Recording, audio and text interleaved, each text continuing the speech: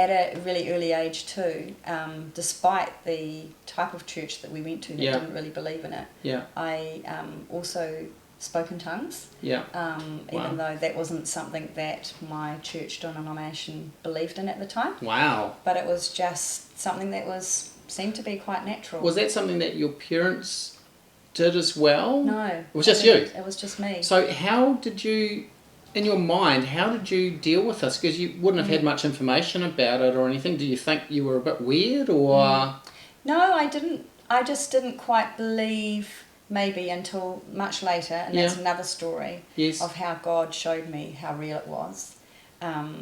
So did you think that you were talking in an alien language, or how did your mind process it at that time? Because you didn't have anything to go on. No, that's right. Wow, it's amazing. Yeah.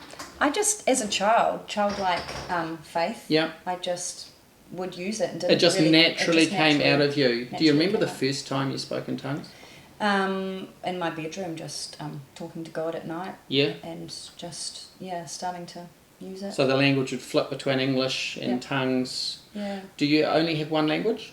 Yes. In tongues? Yes. Because I've met people that have different languages depending on the scenario, or it depends on the kind of prayer that they were in. Yeah. No, have you ever known what you were saying? It wasn't until I was much older. Okay. And that was the way that God showed me that actually it was real, because I was asked in front of a whole lot of people to speak in tongues. Wow. And I was the first one that had to say it, and I felt like... It's a big thing to do in front of people, right? Yeah, because again, I wasn't quite sure, because of my background, church background, I wasn't quite sure whether it was a real thing or not. So at the time when I was asked that, I just wanted to dig a hole and bury myself. I was, really unsure, and it was scary. Yeah. But I spoke out. How old would you have been at this time? Oh, in my 20s. Oh, okay, right. Yeah, so much later. Yeah.